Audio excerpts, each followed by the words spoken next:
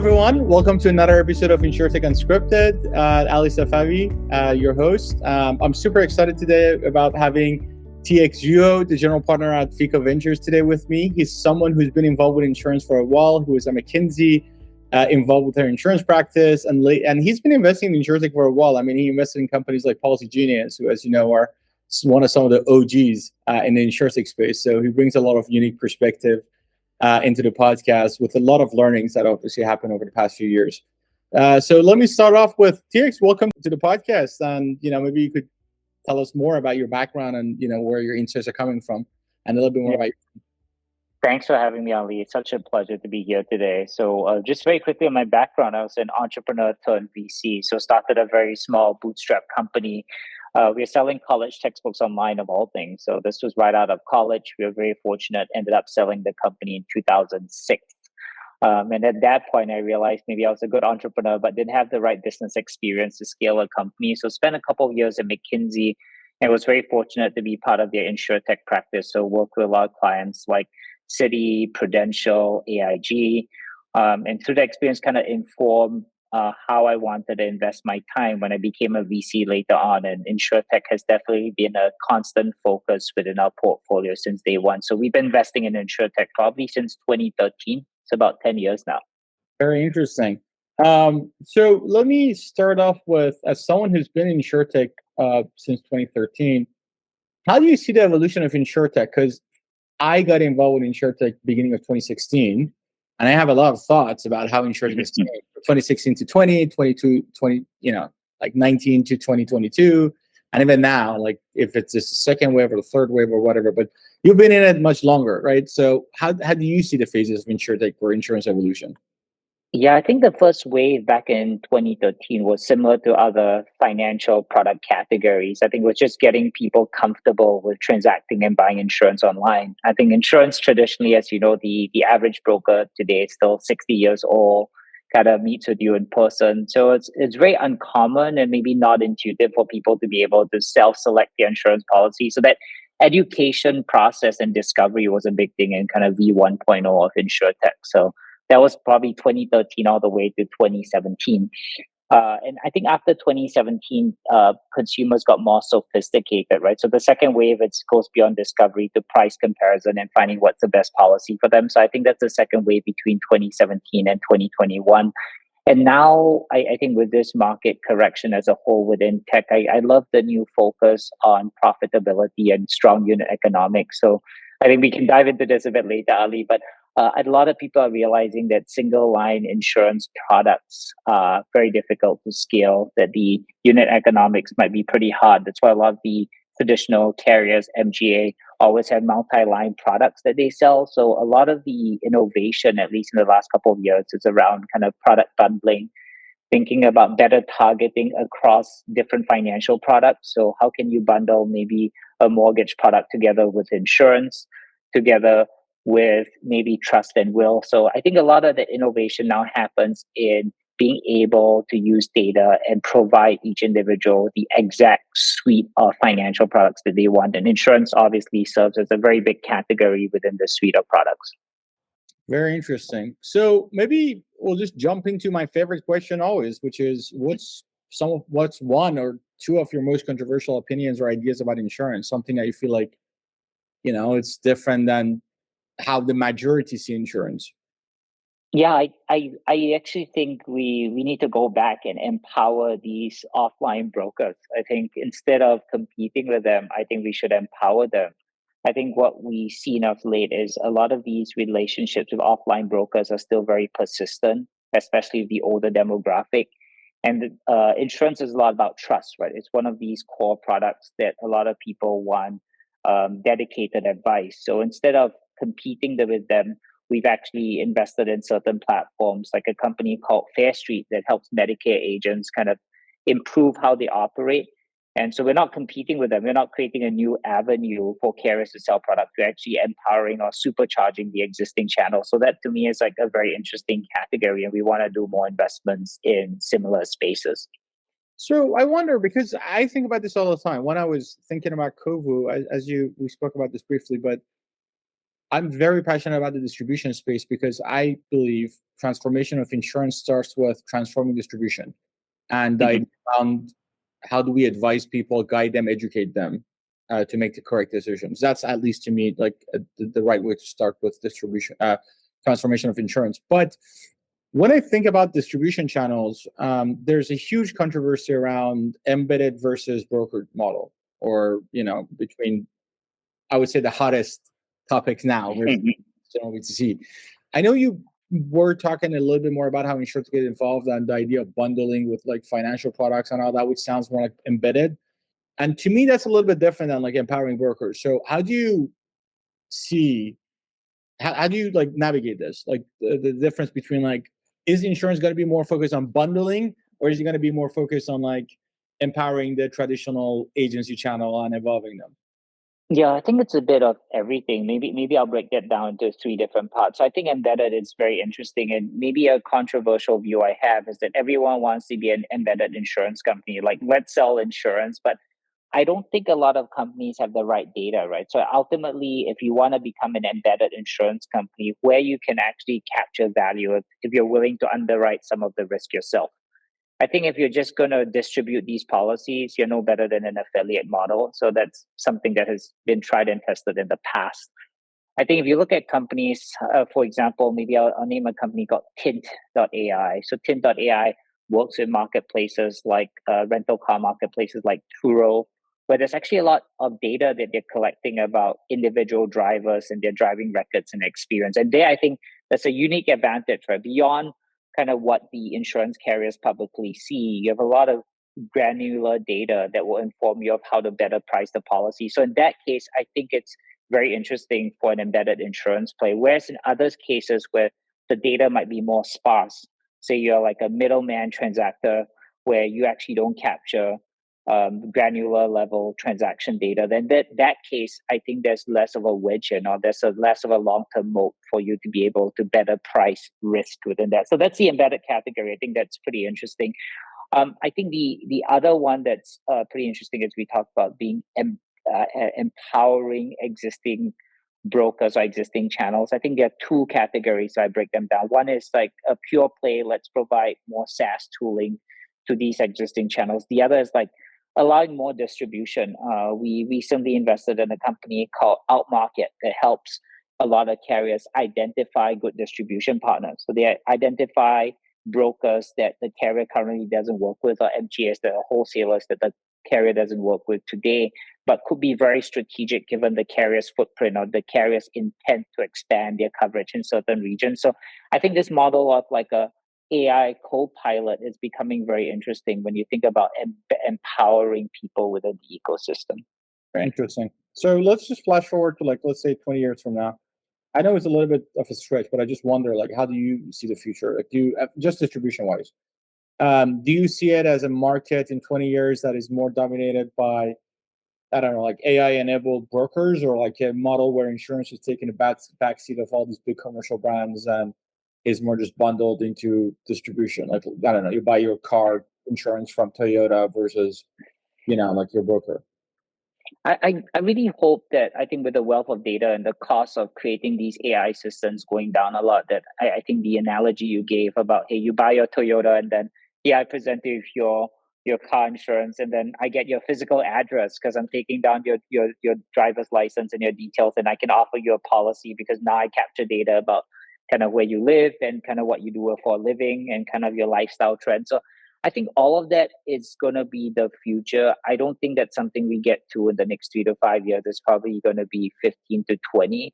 The other thing which I think it's going to be interesting is that given a lot of the insurance education can be automated, that you can embed insurance within other financial products. So instead of just a car dealership, you walk into a bank, you open a bank account, maybe it could be online now, an online account. And at the same time, they ask you a few questions that can prompt you to buy insurance as well. So I think we see the bundling of products, not just with non-financial players, but also with other financial products. So I'll tell you my thesis, and I want you to basically correct me and say, like, Ali, you Sure. just go. Sure. I've thought about this quite a bit, and there's two versions of the features that I could see. One version is that you have someone who's your risk advisor that understands the risk you're responsible for and tells you how to protect your downside. And the other one is that the one that you mentioned, which is you buy a car and then the car manufacturer says, I don't know, let's say, if you have autonomous cars, then you're not driving. So it's not your liability or risk, it's the car's liability and risk. And in that case, they should provide insurance, not you. But if it's your risk, then I guess the risk advisor makes more sense to me then. So, I mean, we always talk about the idea of bundling, but I wonder why shouldn't the idea of bundling come from this angle, which is like a holistic risk advisor, as opposed to bundling life insurance with mortgage or bundling, I don't know, like auto with the car manufacturer. Yeah, I love it. I like the idea of a holistic kind of risk advisor to help you with like your entire life and your like everything else.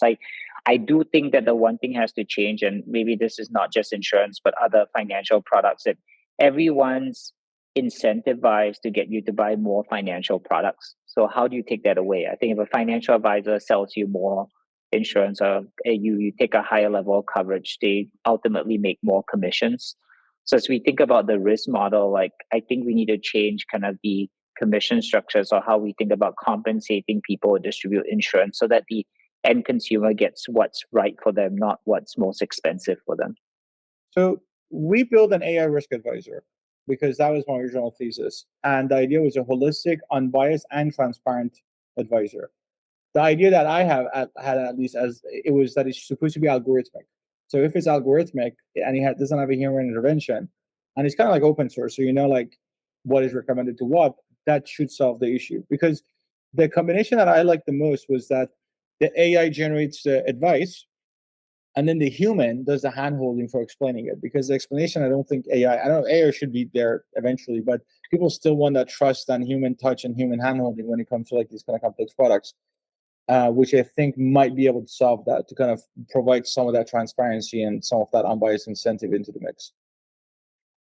Yep, I think that's super interesting. Maybe one kind of early innovation in this space is that we found that some of these early shopping tools for insurance have taken off, like platforms like Save Butler. I think what's interesting is that I feel the incentives there are more aligned with the consumer. So I like it that you're running an algorithmic model in this case, where you take away the biases and you're recommending what's best for the customer. So I think maybe there's a happy medium or a compromise that we can strike, right? Because a pure shopping tool, again, you don't want to just get the cheapest insurance policy. You want what's best for you, but you sort of want to like overcommit to policies that you don't need. So I think something in between is kind of what you're building is definitely going to be the future for how people should be thinking about insurance.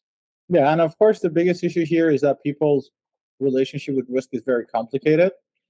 I think people are wired to buy certain policies, which is auto, home, and life, maybe to some extent, and they're not wired to buy other policies like disability insurance or all this stuff that they're not used to buying. And convincing them to buy something that they're not generally wired to buy, it's a very weird dynamic because it's not a logical discussion. It's like when I tell someone that you have a 25% chance of having some sort of disability in your life, they're like, okay, so there's a 75% chance nothing's going to happen to me. And that's like how a lot of people treat it versus, yeah, but that's like the whole point of insurance is like, we're talking about like low frequency, high severity items, and that's what insurance is for. So I think that was like the biggest challenge we ran into. And that's why I thought like the human advisor still needed to kind of like massage everything on top of like unbiased recommendation from an intelligent system. Yeah, I think the other thing too that will be interesting is that I think there'll be more product innovation on the insurance side. I think one example, Ali, I know you and I have had offline conversations about this, but I think the whole topic of insurance for AI, I think it's going to be very interesting. I think a lot of people are talking about AI for insurance, but I think the opposite is very interesting. If you think about certain categories, if I'm a medical practitioner, now I'm relying on AI to read memograms for me, or if I'm a lawyer and using AI to draft letters for me to some of my clients. What if there's a mistake though? Is this covered by my general liability policy, or do I need something additional in AI? So I think this is a very interesting product innovation that will need to exist at least in the coming years. So I know Tech E&O has existed, which is basically right? It's like you develop a tech and you're covering its errors and emissions. I think this is just a more complicated tech E&O. And the question is, because the insurance companies who write tech E&O are writing these tech E&Os, and I don't think they have the underwriting models to do a better job with writing it. So I think the biggest losers in the space are like when insurance companies write this and then realize, shit, like that's like a lot of E&O. So I think so from a customer lens, I feel like the products are out there as tech E&O. From an insurance company lens, I feel like they need to just be adapting much quicker now with all these new systems. To give you an example, like our AI, we have shown that it could pass the licensing test, like with 5% accuracy or whatever. And we haven't even spent a lot of time on it, like to improve it. So for me, I asked the question from a few commissioners and like the regulatory space in insurance is like, look, this is as good as like a licensed agent. Like, so what? Like, can we start using it like a licensed agent, or how would that work? And obviously, I don't think the world is equipped to be able to answer these kind of questions. And I feel like there's going to be more regulations coming into it. There's going to be more learnings, but I think the foundation is for sure there. But it should be super exciting what comes out. Yeah, and I think it's a lot of insurance companies, especially the larger ones, think about where they want to spend money on future development. I think one huge benefit with AI is I hope that a lot of the OpEx costs, whether it's like customer service, whether it's billing, all of that should be streamlined away, and a lot of the focus should be on future product innovation, or really like understanding like, hey, how do we actually tailor our policies to each individual? Maybe the other pipe dream I have is that even though everyone tells you now you get a personalized quote for insurance, you're still bucketed into a few categories. They're checking a few boxes. So you're within this certain age group, 40 to 55. You live in these cities or zip codes and we'll give you the policy, but it's not down to the individual level. And sometimes I think insurance companies also don't have a holistic view of, like, I think the whole idea of a risk advisor is pretty interesting. Like if you're covered with maybe some of your company policies, maybe your personal insurance policy doesn't need to be that high. So I think this understanding or a common database that's shared across all insurance companies, but at the same time remains anonymous, might be super helpful in helping the end consumer get better price policies. Makes sense. So let me ask you this. What do you think investors got wrong over the past few years? And then just so you know, like where I'm trying to go with this conversation is after is going to be like, what do you think investors are getting wrong now? And then I'm going to ask you about what insurance companies are getting wrong. So let's start with what investors and insurance companies to some extent have got wrong before. Yeah, I think they overestimated the lifetime value of each customer and the number of additional products they could upsell to each consumer. I think there was a lot of confidence, maybe some cases blind confidence that, hey, we start with one product, we can upsell you 3 other products. And a lot of the VC dollars that flowed into the space, and again, we are guilty as charged to here at Fika, we've done the same thing, that a lot of the assumptions you're making on how profitable each business could be were based on these assumptions that don't hold. So I think the other assumption was that customer acquisition costs for these people would hold constant at scale, which is not true. I think insurance is just like every other financial services vertical, where once you get to a certain amount of scale, the cost of acquisition actually increases a lot, so that you need that buffer from day one in order for you to find a viable product at scale. So that's what I think both carriers as well as insurtechs as well as VCs have gotten wrong over the last couple of years. And a lot of it, I think, wasn't uncovered till we had the market correction where people started to pay attention. Hey, there's no more free $50 million lying around for your next round. Like, we really need to focus on margins instead of just focusing on top line revenue growth. So before that was just top line revenue growth at every expense, right? Which is not the case anymore. And let me ask you this: do you feel like these models, the market, because like I'm not going to mention any names, but a lot of people said like these market corrections, it was more about like just the price multiples. But the question is that, do you feel these companies can save themselves, or do you feel like they're fundamentally flawed businesses? I think a lot of them are fundamentally challenged businesses as standalone entities. So I think they would need to merge with another entity to get to that exponential scale, and scale not just in terms of revenues, but back office footprint. For example, if you combine 2 of these companies, we could combine operations where you could streamline probably 50% of the cost. So I think in order for some of these players to succeed, we would need to see drastic consolidation in this market, which hasn't happened yet, but I'm predicting that it will in the next 1 or 2 years. When you say these players, we're all talking about like digital MGA/carriers, right? Like that's the Yes, that's right. Talking about consolidation, is it between them and other digital carriers, or is it going to be more between them and I don't know, like traditional carriers? Yeah, it could be traditional carriers too. I think if there's a very complementary footprint, say they have a stronghold in certain product lines, then I could see kind of that. I see vertical integration being very helpful, but I think horizontal integration, which is what we were talking about initially, I think that is also a very viable path in order to create kind of a much bigger company. Makes sense. And what do you think people are still getting wrong now versus before? I think what people are still getting wrong is that a lot of investors are still funding single line insurance products. And I just don't think that single line insurance products scale very well. I think these are likely going to be, you're going to tap out at, I would say, like 50, 100 million in revenues. And then finding that kind of second chapter in your playbook is going to be extremely difficult. So I think from day one, a lot of people are still not focused on the right business models, are not thinking about, hey, instead of building one single product, how can I build a suite of products that will serve the end customer? So I think where they get things wrong is they instead of being customer led in their product discovery, they're just being led by a single line of product. I think you really need to think about the customer demographic you're serving from day one and understand like, hey, what else can I sell this specific customer? I think that's a more interesting question to answer, but a lot of insurtech companies at the seed stage are still not focused on that. The challenge that I see with that is that I just feel like the model of selling multiple products at the same time in the online channel doesn't work. Mm-hmm. And even from an embedded model doesn't work. I mean, love to chat more though. What are some examples you've seen that haven't worked? Because I think we actually think the opposite, where some of these examples we think would actually work at scale. I mean, I spend a lot of time with customers trying to understand how they work. I mean, I put customers in different categories, but one category is the people who buy online. Like let's talk about 3 different channels. One is B2C. So imagine like someone like Branch, who does home and auto together. I don't know if I'm a big fan of like a direct B2C play to go to someone and say, day one, bundle your home and auto with me directly. I just feel like the person who's shopping online typically is looking for one policy. And then try to sell them to multiple things at the same time, it's that much harder.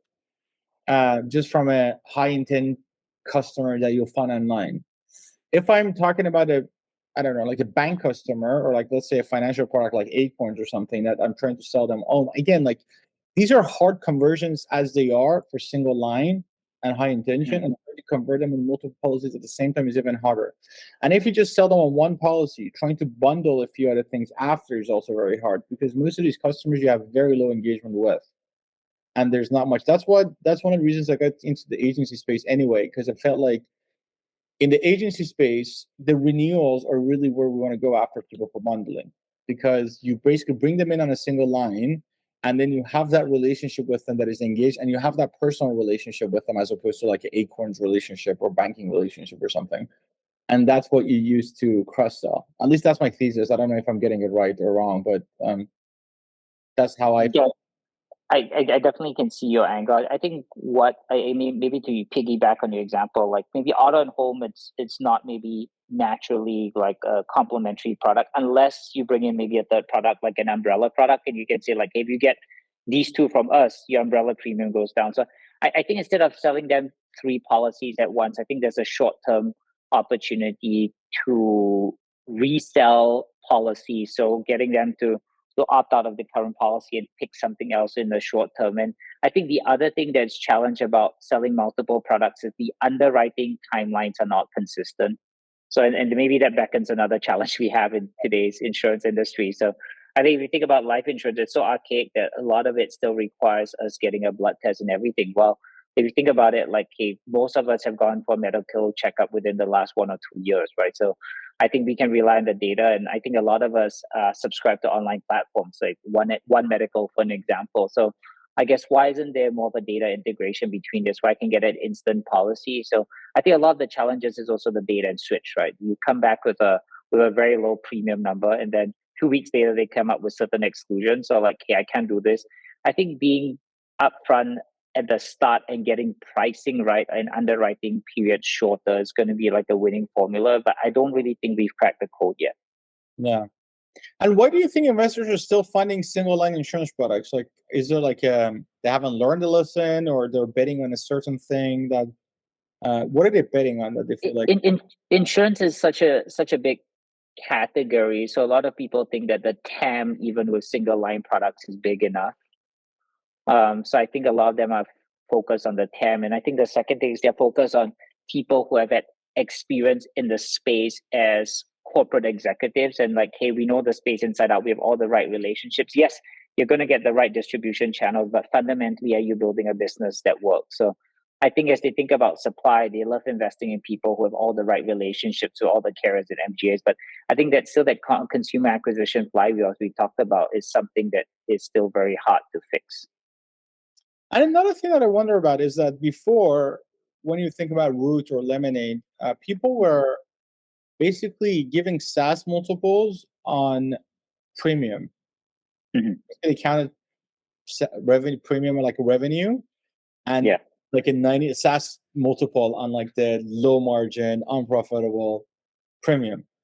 I just saw the announcement from Kin Insurance that they Mhm. just are a unicorn now, and Mhm. I wonder what are the multiples now for like a single line MGA or carrier as opposed to before. Yeah, it's much lower. So maybe a lot of the background is that these first batch of companies like Root and Lemonade, as you mentioned, these were like, I think, the first in 10-20 years of a new insurance company coming on the public market. So a lot of, I think, less informed public market investors. This is like the retail crowd. They didn't really understand the difference between premiums and like your regular SaaS multiple. So I think revenues is like a small fraction of premiums, as everyone finally understood. So uh, I think as you look at the newer companies, a lot of these new companies are going to be valued off kind of net revenue multiples, which is then going to be more consistent with SaaS multiples. But if you look at like top line kind of revenue multiples, I can't see anyone trading for more than like 3-4x kind of premiums, which is sounds crazy, which is still very high in my opinion. But I think everything's going to be focused back on like bottom line revenue numbers. Yeah. But even the bottom line revenue number is not a SaaS margin business. It's still like, you have a huge customer service and all that kind of stuff. So I would assume they're still running at 30-40% margin. And if they carry any risk, they have like huge unprofitability issues now with Mm-hmm. so it's still interesting. But I mean, Kin being Insurtech unicorn, I mean, props to them in this market and in that category. So I think I was Mm-hmm. excited to hear that news. But let's see. I wonder what are the multiples on them. So you spoke a little bit about like areas of Insurtech that you're excited about. One of them was the idea of insuring AI, which is a very new trend. Anything else that you're super excited about these days? I think we're very excited. Again, we've I think for the last, I would say, the last 5 years, a lot of people have focused on more consumer innovation within insurance. I think we are now more excited about helping a lot of the existing players, large wholesalers and carriers, fix their back office operations, which is something very interesting. I think one big innovation, again, not to kind of go back to AI again, but I think in the past, we were only able to leverage RPA technology. So a lot of the innovation was with regards to like, hey, we can ingest data faster and process data faster. So we can ingest a PDF form and, okay, spit out the data into a database. But now I think we call it smart processing or smart contextualization, where not only can you capture the data can be used to inform other decisions. And this is only kind of made possible more recently with AI. So a lot of this information that we're pretty excited about, like the example I told you, we invested in this company called Outmarket. It's a co-pilot for a lot of carriers and wholesalers to improve their distribution reach by finding existing brokers that could actually help them and could be additive to their current portfolio. So I think that's going to be pretty interesting. So the areas of focus for us is a lot, I would say, like back office, a lot of distribution automation, a lot of customer service automation, a lot of receivables automation. That's all pretty interesting to us today. And what are some of the trends that you feel like now have a huge impact on insurance, just outside of the insurance space, that people should be aware of? Do you expect like a big impact on insurance for Insurtech? Yeah, I think a lot of the trends in that are happening more on the macro level are going to make have an impact on insurance as well, right? I think if you think about the cost of capital for all businesses, it's gone up a lot. So I think as you think about the whole underwriting and the MGA model, I think kind of people who are sitting in the wrong part of the stack are going to get compressed as well. I think the other thing that's going to affect the insurance industry a lot too is just now that there's more data about understanding premiums, a lot of the carriers are quickly finding unprofitable markets. I mean, I'm sure you know this, but State Farm kind of moved out of California as well for their home insurance. They're realizing like, hey, all these policies that we underwrote, now we have data on it, and they're like, gee, not that profitable, especially with all the fire risk that now we can predict. I think before that, a lot of the wildfire risk was not really factored into these models. So I think with the data, a lot of the carriers are getting a lot smarter. So I think there's going to be kind of, I would say, a more variation in pricing, which is going to affect the insurance industry. We're not going to see a homogeneous kind of like setup for most of these product lines. We're going to see very big variability. And I think a lot of underlying kind of risk takers within the space, people underwriting the risk, who are going to ask more questions for them to price the policies, right? So I think that's going to be the evolution of insurance. And who do you think are going to be the biggest winners in this? When you think about the future of insurance and all these trends and changes and so on, who are going to be the biggest Yeah, winners? I think people who could get to scale, and I know it's a cop out, but I really like the roll up model in insurance. I think that's very, very interesting. So I think that there's a group called XPT Insurance, which is out in New York. So they've been buying a lot of specialty wholesalers, and this is more traditional kind of offline, but they've done extremely well. I think what you realize is that the back office operations and the distributions are very similar across different types of businesses, but none of them have ever gotten to scale because insurance is still a very outside of the top kind of few carriers, wholesalers, and MGA, still a very, very fragmented market. So I think this whole strategy of a roll-up play in insurance, it's going to be a very interesting one. Very cool. That's it for most of my questions. I'm going to ask about the trends and so on. I don't know if you have anything else that you want to share or add that we haven't covered. No, this is super fun, Ali. I had a lot of fun chatting about insurance, and I know a lot of different trends have happened over the last 2 years, but still very excited about the future of insurance. Perfect. So thank you so much for sharing all your insights, and thank you everyone for listening. TX, it was great having you on the podcast. Thank you again, Ali. All right, thanks.